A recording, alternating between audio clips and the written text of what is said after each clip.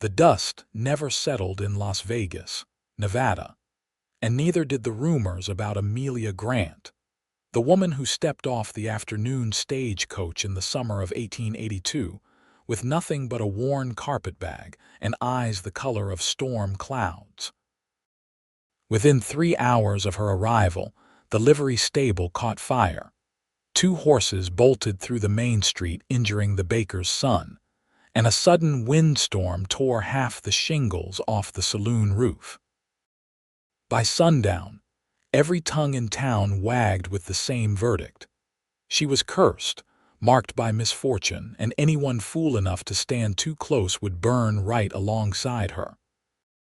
Amelia heard the whispers as she walked down the wooden sidewalk, felt the weight of suspicious stares drilling into her back.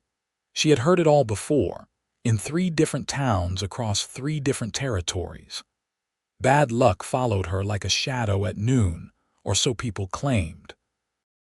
Her mother had died in childbirth. Her father had been trampled by cattle when she was 7.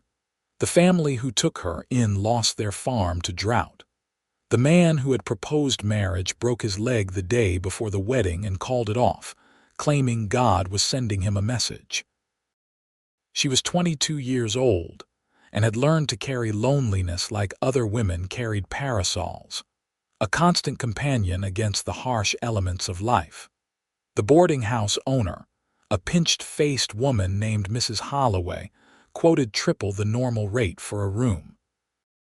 Amelia counted out the coins with steady hands, refusing to let the humiliation show on her face.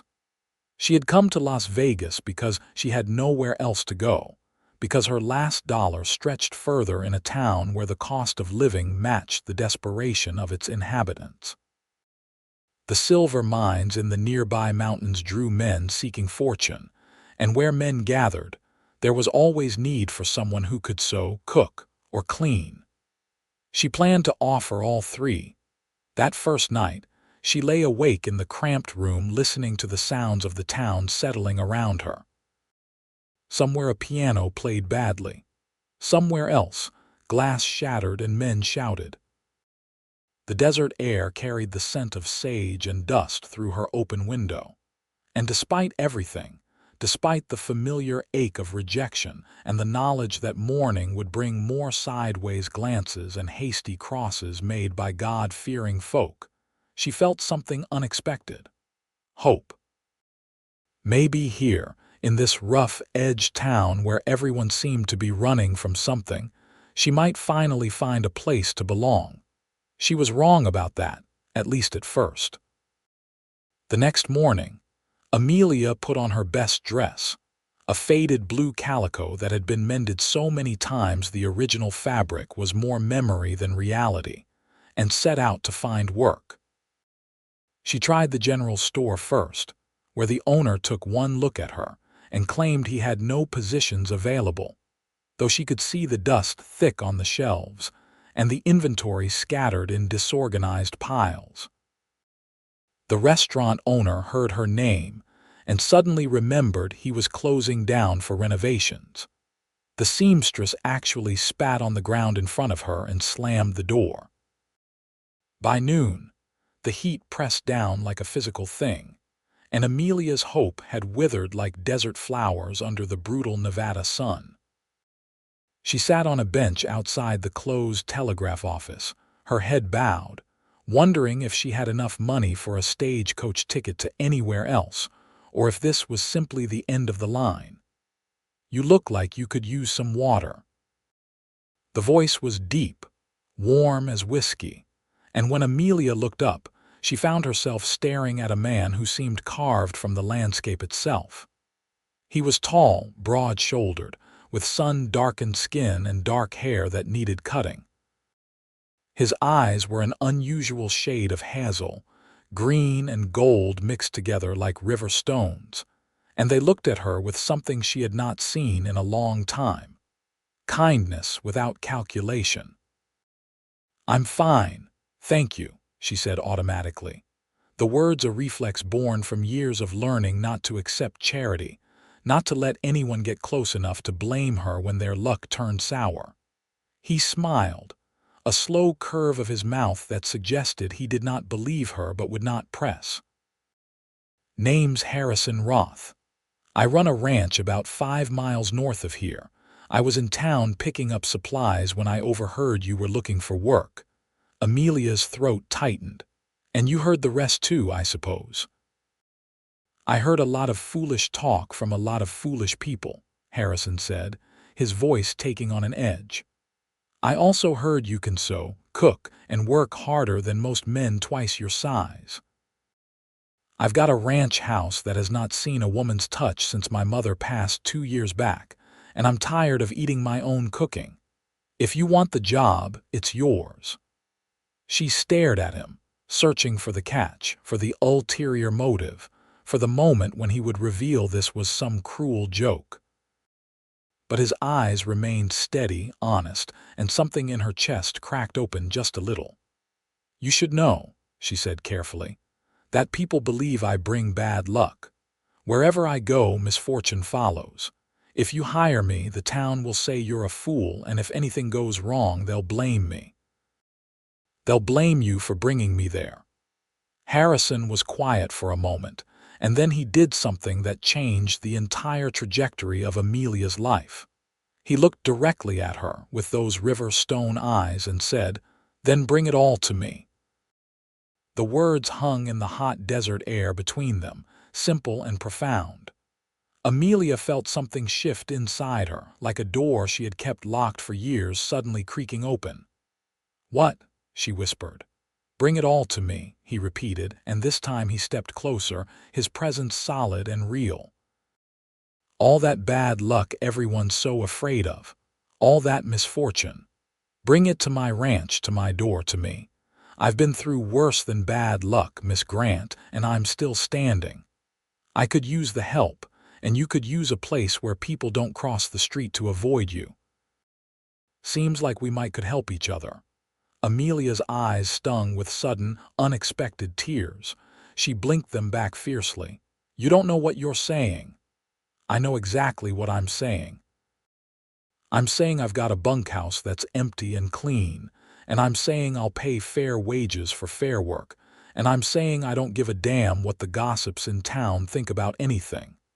What I'm asking is, do you want the job?" She should have said no. She should have protected him from the inevitable disasters that would follow. But Amelia Grant was tired and she was alone, and this man with his steady eyes and warm voice was offering her something she had not had in years, a chance. "Yes," she said. "Yes, I want the job." Harrison's smile came back, genuine and bright. "Good. I've got my wagon around the corner. Let's get your things and get out of this town.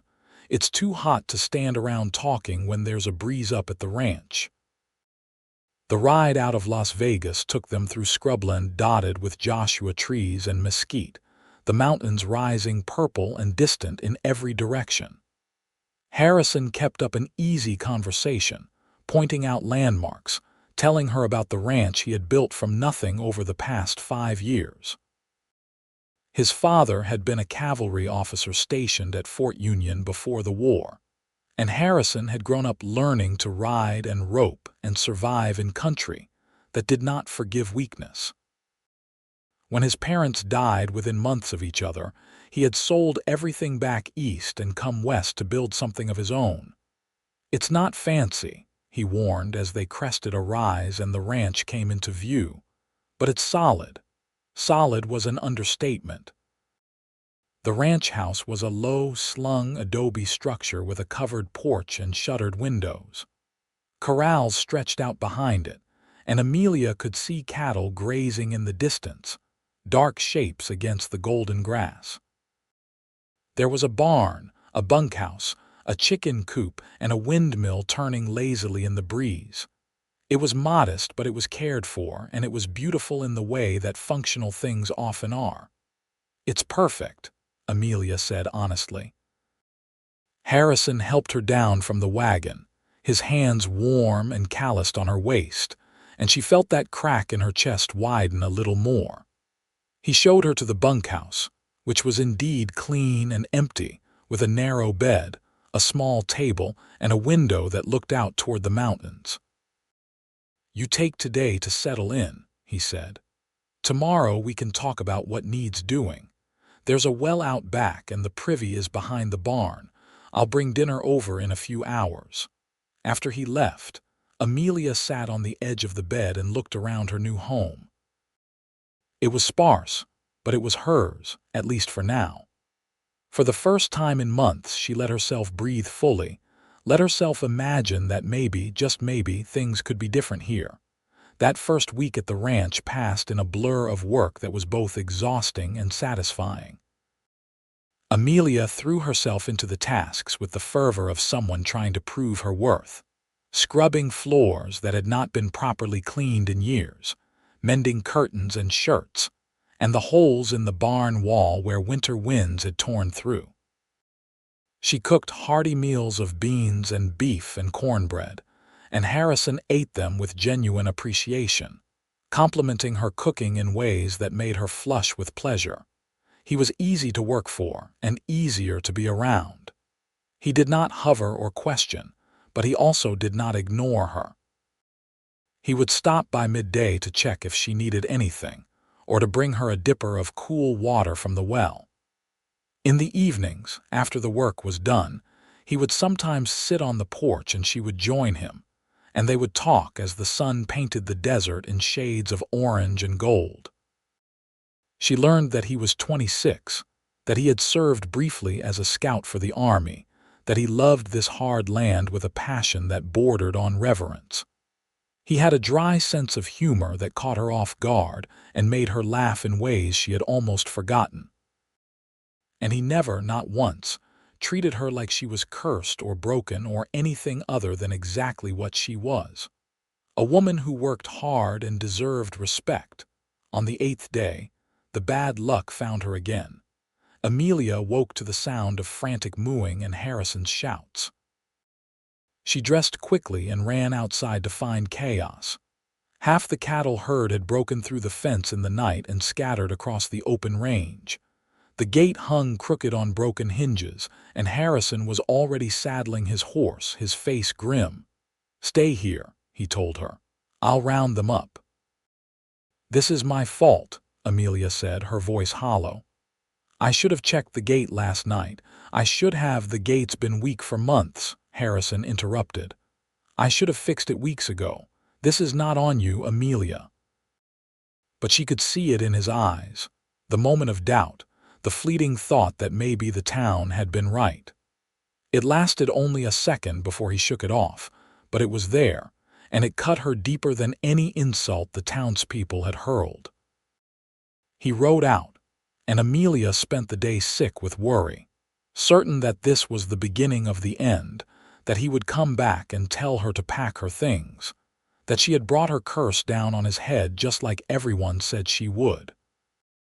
Instead, he came back at sunset with most of the cattle, exhausted and covered in dust, and when she tried to apologize again, he held up a hand. "Amelia, stop. Things break on a ranch. Fences fail. Cattle wander. It's not magic and it's not curses. It's just life. If you're going to work here, you've got to stop taking the blame for every damn thing that goes wrong in the world." "But people always—" "I am not people," he said, and there was steel in his voice now. "I am me, Harrison Roth, and I make my own decisions based on what I see with my own eyes. What I see is a woman who works harder than anyone I have ever met, and who deserves better than the fear and suspicion she's been handed. So unless you plan on personally breaking things just to prove them right, I suggest you let this go." Amelia felt tears slide down her cheeks before she could stop them. Harrison's expression softened immediately, and he stepped closer, close enough that she could smell the sweat and sage on him. "I did not mean to make you cry," he said quietly. "You did not," she managed. "I just—" "No one has ever defended me like that before." Something passed between them in that moment, something electric and undeniable. Harrison reached out slowly, giving her time to pull away, and brushed a tear from her cheek with his thumb. His touch was gentle, reverent, and Amelia's breath caught in her throat. Then they were all fools, he said. Every last one of them. The moment stretched and then broke as Harrison stepped back, clearing his throat. I'll wash up for dinner. Whatever you're cooking smells good. The days turned into weeks, and the weeks into a month, and slowly, carefully, Amelia began to believe that maybe she could have this.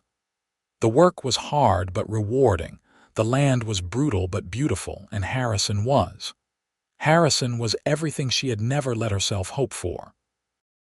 He was kind without being soft, strong without being cruel, and he looked at her like she was worth something, like she mattered. They fell into rhythms, patterns of work and conversation and comfortable silence. She learned to anticipate his needs when he wanted coffee and when he wanted space, and he learned hers, bringing her wildflowers from the hills because he noticed her pause to admire them, or taking over the heavy lifting without being asked when he could see she was tired. The attraction between them grew like desert plants after rain, slowly at first and then all at once, undeniable and fierce. Amelia would catch him watching her as she hung laundry, his gaze heated and intent. He would find excuses to stand close, to brush past her in the narrow kitchen, to let their hands touch when passing plates or tools. One evening in late September, after a particularly long day of helping him repair the barn roof, they sat on the porch watching the stars emerge in the darkening sky. The temperature had dropped with the sun, and Amelia shivered in her thin shawl. Without a word, Harrison draped his coat over her shoulders. It smelled like him, leather and sage and something indefinably masculine, and she pulled it closer. "Thank you," she said.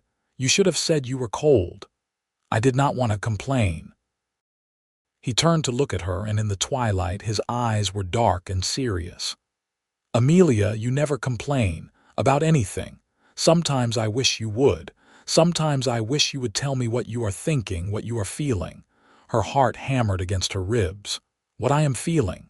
"Yes." He shifted closer on the bench, and now their knees were touching. "Because I'll tell you what I am feeling if you want to know. I am feeling like the luckiest man in Nevada. I am feeling like finding you in that town was the best thing that has happened to me in years. And I am feeling like if I do not kiss you soon, I might lose my mind entirely." Amelia could not breathe, could not think, could only stare at him and wonder if this was real or if she had finally cracked under the weight of loneliness. "The town says I am cursed," she whispered. "The town can go to hell," Harrison said, and then he cupped her face in his hands and kissed her. It was everything a first kiss should be, tender and searching, a question and an answer all at once. Amelia melted into him, her hands clutching his shirt, and when they finally broke apart she was dizzy with it, with the simple, impossible fact that someone wanted her, that Harrison Roth wanted her. "I have wanted to do that for weeks," he admitted, his forehead resting against hers. "I have wanted you to," she confessed. He kissed her again, deeper this time, and Amelia felt the last of her walls crumble. She had spent so long protecting herself, keeping everyone at a distance, but she could not do it anymore. Not with him. Not when he looked at her like she was a miracle instead of a curse. They sat on that porch until the stars filled the entire sky, kissing and talking and making promises neither of them had expected to make. Harrison told her he was falling in love with her, had been falling since the moment she looked up at him with those storm cloud eyes, and tried to warn him away. Amelia told him she loved him too, that she had been too afraid to even think it, but that it was true, truer than anything else in her life. "Will you marry me?" he asked as the moon rose over the mountains. "People will talk," she said, but there was no conviction in it. "Let them. I only care what you say. Will you marry me, Amelia Grant?" "Yes," she breathed. "Yes, Harrison, I will marry you." The wedding took place 3 weeks later in front of the ranch house with only the circuit preacher and two of Harrison's ranch hands as witnesses. Amelia wore a new dress she had sewn herself from fabric Harrison insisted on buying, ivory cotton with small blue flowers that matched her eyes. Harrison wore his best suit, looking uncomfortable and handsome in equal measure, and when the preacher pronounced them husband and wife, he kissed her with such joy and reverence that Amelia felt certain she must be dreaming. The town had plenty to say about it, of course. Word spread that Harrison Roth had gone and married the cursed woman, and bets were placed on how long it would take before his ranch fell to ruin. Some said he would be dead within the year. Others said he was already under some kind of spell, that she had bewitched him with unnatural means. Harrison heard the rumors when he rode to town for supplies the next week, and he dealt with them in his own way. When 3 men at the saloon made crude jokes about his new wife, he calmly informed them that the next person to speak disrespectfully about Mrs. Roth would answer to him personally. The men saw the look in his eyes and fell silent. By the time he left town, the message had spread. Amelia Roth was under Harrison's protection, and anyone foolish enough to test that would regret it. Amelia knew nothing of this confrontation because Harrison did not tell her, did not want her to carry the weight of other people's ugliness. What she knew was that she was happier than she had ever been in her life. Marriage to Harrison was everything she had not known to hope for. He was patient and passionate, making love to her with a tenderness that brought tears to her eyes, and waking up beside him each morning felt like a gift she did not deserve, but would treasure nonetheless. They worked the ranch together, falling into new patterns and rhythms as partners rather than employer and employee.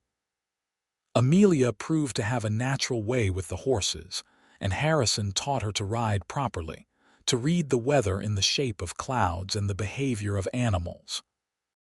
She taught him to dance clumsily in the kitchen while dinner cooked, to appreciate the small beauties of domestic life he had been too busy to notice before. The bad luck everyone predicted never materialized. The ranch prospered through the fall and into winter. The cattle stayed healthy. The fences held. The well did not run dry.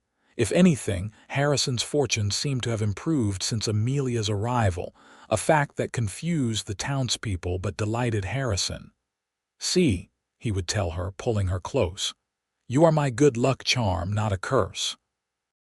But Amelia still carried the old fears, still waited for the other shoe to drop. It came in late January, during a winter storm that blew in from the north without warning. The temperature plummeted and snow fell thick and fast, a rarity in the Nevada desert but not unheard of. Harrison had been out checking on the cattle when his horse spooked at a rattlesnake sluggish from the cold, throwing him hard against a rock. The ranch hand found him an hour later, unconscious and bleeding from a gash on his head, and brought him back to the house draped over his saddle like a corpse. Amelia's entire world narrowed to a single point of terror. She cleaned and bandaged the wound with shaking hands, sat beside him through the long night as fever took hold, bathing his burning skin with cool water and praying to a God she was not sure listened to women like her. "Please," she whispered into the darkness, "please do not take him from me. I'll leave. I'll go away and never come back. Just please let him live." Harrison woke near dawn, groggy and confused but alive. When he saw Amelia's tear-stained face hovering over him, he tried to smile. "Hey," he mumbled. "Why are you crying? You were hurt," she managed. "You were unconscious for hours. I thought I had killed you." Even in his weakened state, Harrison's expression turned fierce. "Amelia, no. A horse threw me, that is all. It had nothing to do with you." "But it always does," she said, the old fears pouring out. "Everyone I care about gets hurt or dies.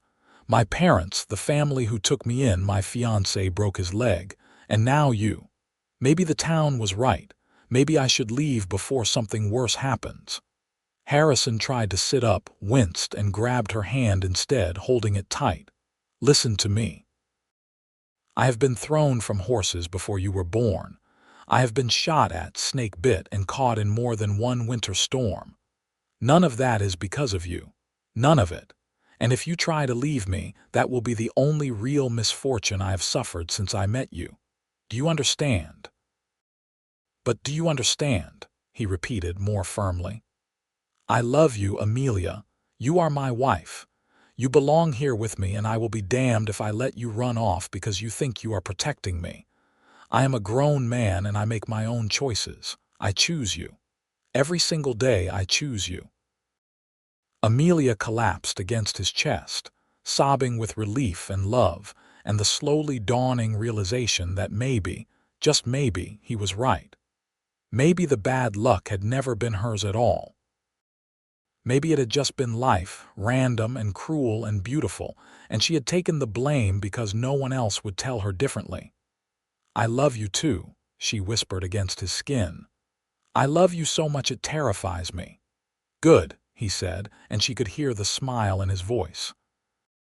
You should be terrified. I plan on keeping you for the next 50 or 60 years at least. That is a long time to be stuck with someone. Despite everything, she laughed, and it felt like freedom. Harrison recovered over the next week, insisting on getting up and working long before Amelia thought he should. But she had learned there was no arguing with him when he set his mind to something. The head wound left a small scar hidden by his hairline, and he joked that it gave him character, that he had been too pretty before. Life settled back into its rhythms, and as winter gave way to spring, Amelia found herself changing in ways both subtle and profound.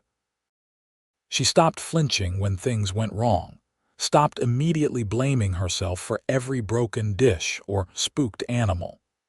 She learned to laugh more easily, to accept Harrison's compliments without deflecting, to believe that she deserved the happiness she had found. In April, she realized she was pregnant. The discovery came with a complicated mix of joy and terror.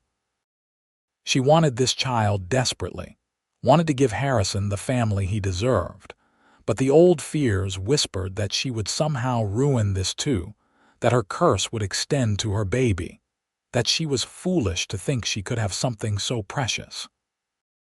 She kept the secret for 2 weeks, trying to gather her courage, and Harrison finally cornered her in the kitchen one evening.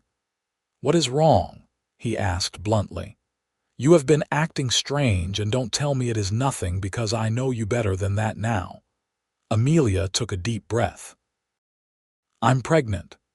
Harrison stared at her for a long moment, and then his face split into the widest smile she had ever seen.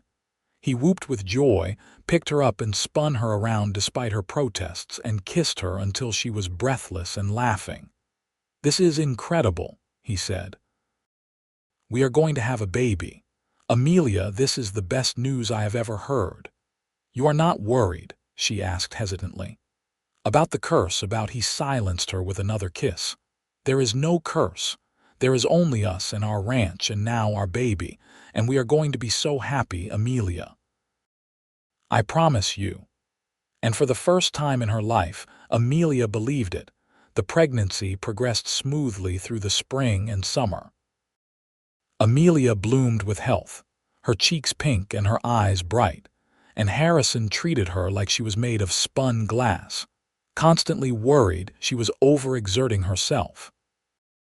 She found it both endearing and exasperating, but she loved him for it, loved the way he would rest his hand on her growing belly and talk to the baby about horses and cattle, and the color of the desert at sunset. In late September, on a cool evening when the air smelled of rain that had not yet fallen, Amelia went into labor. Harrison sent for the midwife from town, a practical woman named Mrs. Chen who did not care about curses or gossip, only about bringing babies safely into the world. The labor was long and difficult, and there were moments when Amelia thought she might not survive it, but Harrison stayed by her side the entire time, holding her hand and murmuring encouragement. And at dawn, their son was born. They named him Matthew Harrison Roth, and he had his father's hazel eyes and his mother's dark hair, and he was perfect in every way that mattered. Harrison held him with shaking hands and tears streaming down his face, and Amelia felt something settle deep in her soul, a peace she had never known. "Look what we made," Harrison whispered, awestruck. "Amelia, look at him." "I see him," she said softly. "I see us." The town could not deny the evidence of their own eyes. The Roth ranch continued to prosper. The baby thrived. Amelia had not brought ruin and disaster, but rather stability and growth. Slowly, grudgingly, people began to revise their opinions. Maybe the Grant girl had not been cursed after all. Maybe it had just been a run of bad coincidences, the kind that plagued anyone in hard times. Or maybe Harrison Roth's good fortune was simply stronger than any bad luck, a thought that made him laugh when Amelia reported it. "I do not have good fortune," he told her. "I have you. That is all the luck I need." As Matthew grew from infant to toddler, Amelia found herself settling into a life she had never imagined possible. She became friends with some of the women in town, tentatively at first and then with more confidence as they proved they were not going to suddenly turn on her. Mrs. Chen became a particular ally, inviting Amelia to quilting circles and church socials, gently integrating her into the community. Harrison expanded the ranch, hiring 2 more hands and increasing the herd.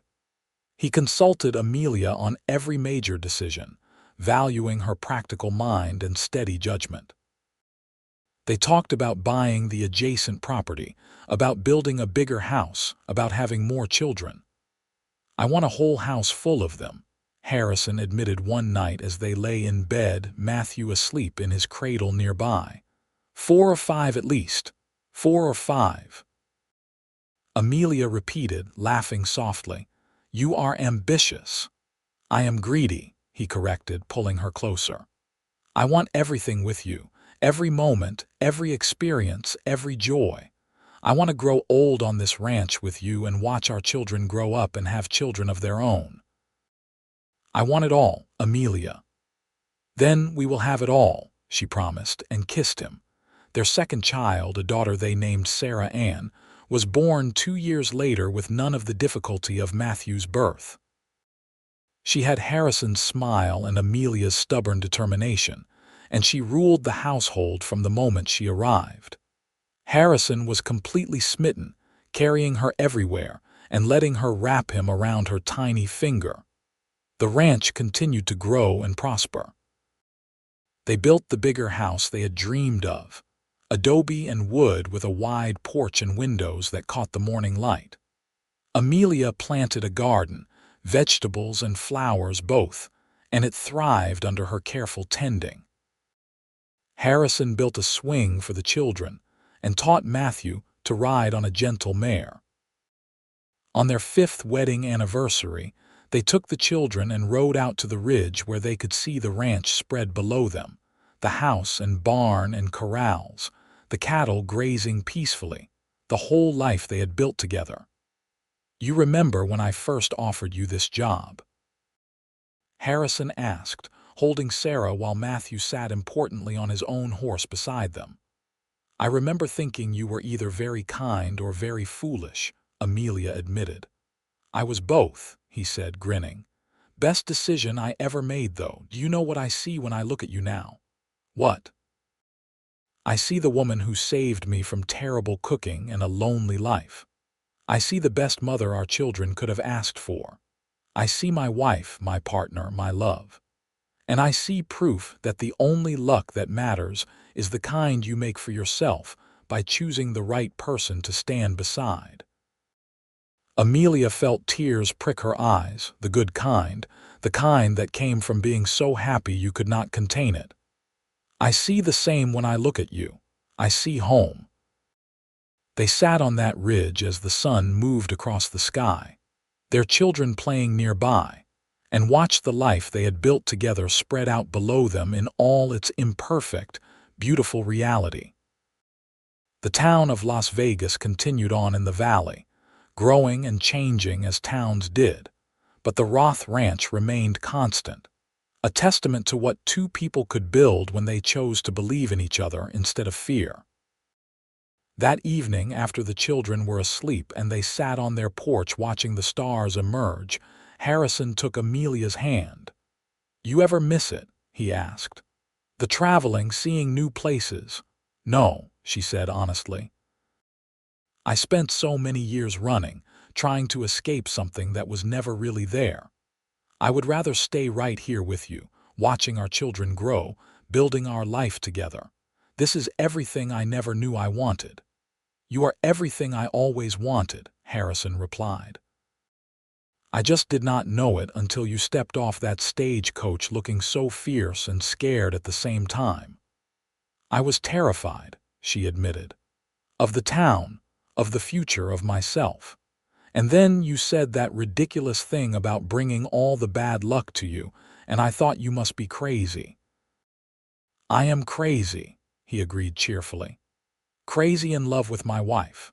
She laughed and leaned against him, breathing in the scent of sage and desert air, feeling the solid warmth of his body beside hers.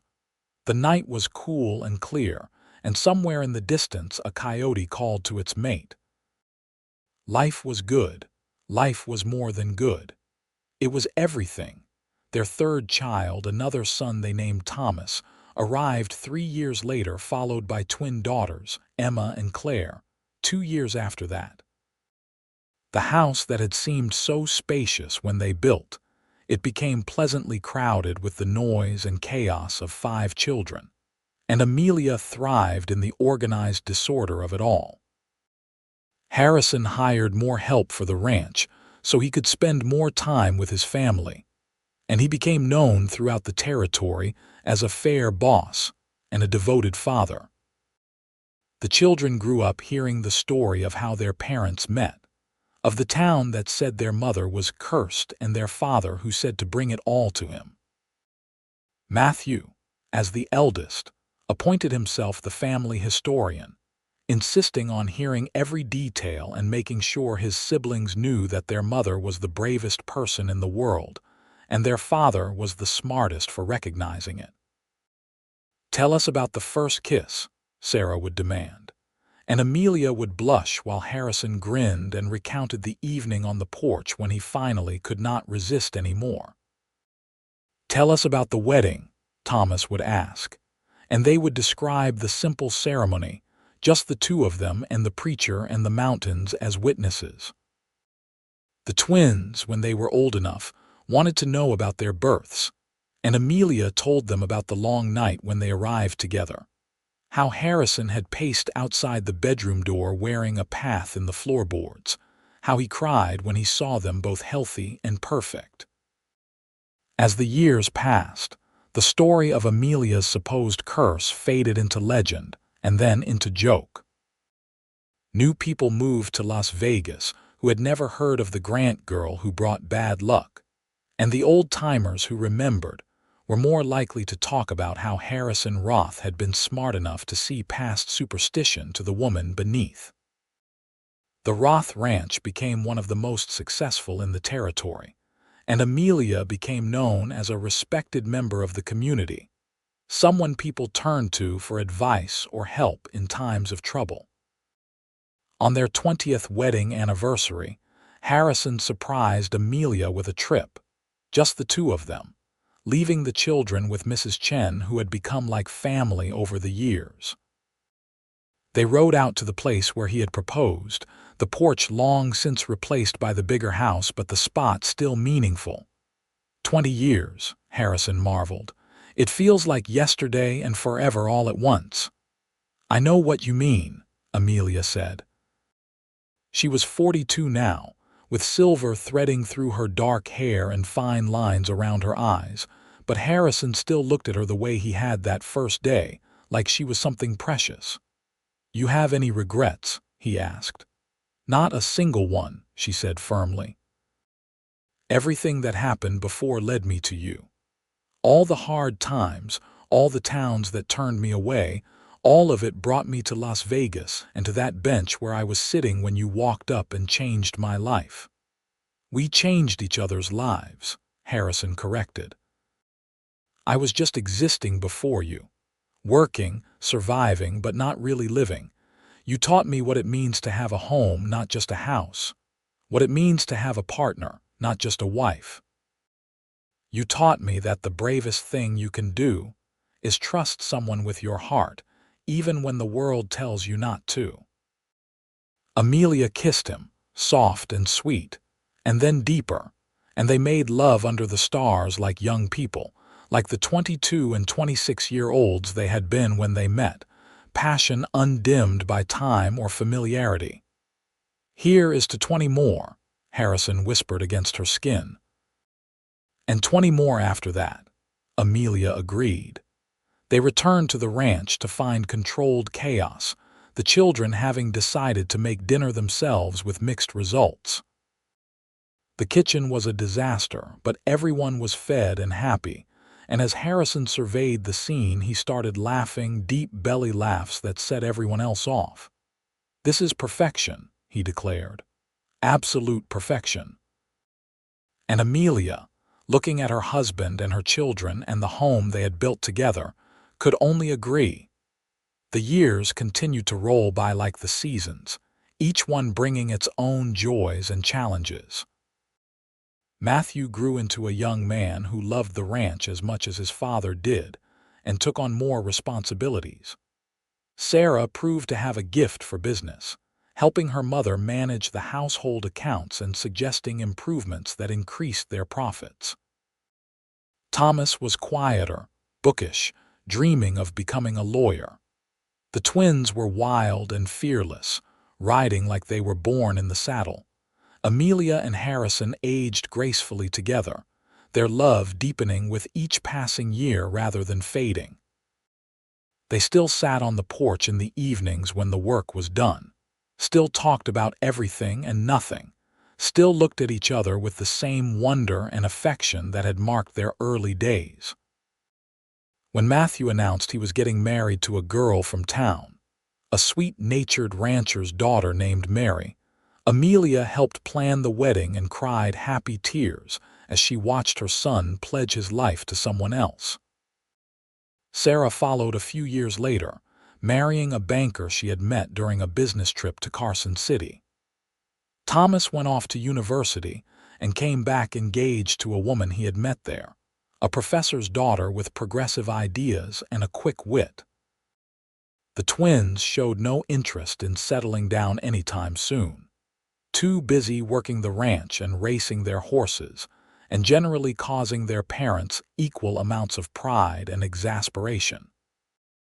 Harrison and Amelia became grandparents, and then grandparents again, and the house filled with noise and laughter whenever the family gathered. They built a larger table to accommodate everyone, and Sunday dinners became sacred tradition, the whole extended family coming together to share food and stories. On their 30th anniversary, their children threw them a party. Half the town came, people who remembered the gossip about curses and people who only knew the respected Roth family. There were speeches and toasts, and Harrison stood up with Amelia at his side and addressed the crowd. 30 years ago, I met a woman who the world had decided was unlucky. They said she brought misfortune wherever she went. But I looked at her and I saw strength, courage, and beauty, and I knew the world was wrong. I asked her to bring all that so-called bad luck to me, and you know what happened. I got the best 30 years any man could ask for. I got a partner, a wife, a mother for my children, and a love that has made every single day worth living. If that is bad luck, then I hope it never runs out." The crowd erupted in applause, and more than one person was seen wiping away tears. Amelia stood and kissed her husband in front of everyone, not caring who saw or what they thought, knowing only that she was grateful beyond measure for every moment they had shared. As they grew older still, they spent more time on the porch, watching their grandchildren play in the yard where their own children had played. They talked about the past without regret and the future without fear. Harrison's hair went completely silver and his hands developed arthritis, but he still rode out to check the cattle every morning. Amelia's vision weakened and her back ached some days, but she still kept the house and helped with the grandchildren and tended her garden. They were in their late 60s when Harrison came in from the barn one evening, sat heavily in his chair and said, "You know what I realized today?" "What?" Amelia asked, looking up from the quilt she was mending. "I cannot remember what my life was like before you. I know the facts, I know what I did and where I lived, but I cannot feel it anymore. It is like my real life started the day you stepped off that stagecoach." Amelia set down her mending and moved to sit on his lap, something she had not done in years. He wrapped his arms around her automatically, holding her close. "My real life started when you told me to bring all my bad luck to you," she said. "When you looked at me like I was worth something. Before that, I was just surviving. You taught me how to live." They sat together as the sun set.